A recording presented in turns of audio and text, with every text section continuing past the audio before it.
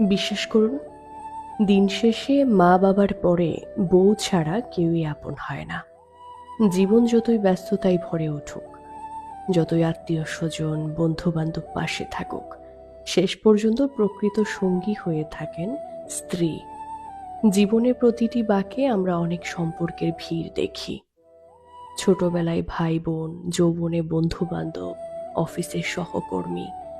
কিন্তু সময়ের স্রোতে সব সম্পর্ক একদিন না একদিন দূরে সরে যায়। তখন পাশে থাকে কেবল সেই মানুষটি যিনি সুখে দুঃখে একসাথে পথ চলার অঙ্গীকার করেছিলেন। তিনি হলেন স্ত্রী। স্ত্রী কেবল সংসারের একজন সদস্য নন, তিনি আসলে জীবনের আসল সহযাত্রী।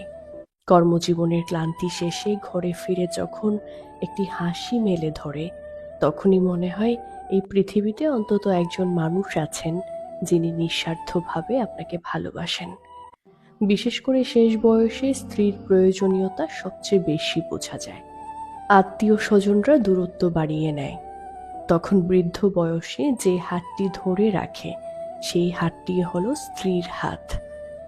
বার্ধক্যের নিঃসঙ্গতা দূর করতে, অসুস্থতার সময়ে সেবা দিতে কিংবা নিছক পাশে বসে দুটি কথা বলতেই তিনি হয়ে ওঠেন জীবনের ভরসা।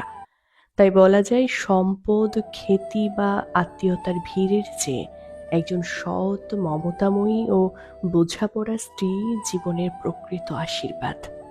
দিন শেষে সত্যি আপনজন বলতে তিনিই থাকেন, সুখে দুঃখে, শেষ পর্যন্ত। জীবনের শেষ পর্যন্ত যেই হাতটি আপনাকে ছেড়ে যাবে না, সেই হাতটি হলো আপনার স্ত্রীর হাত।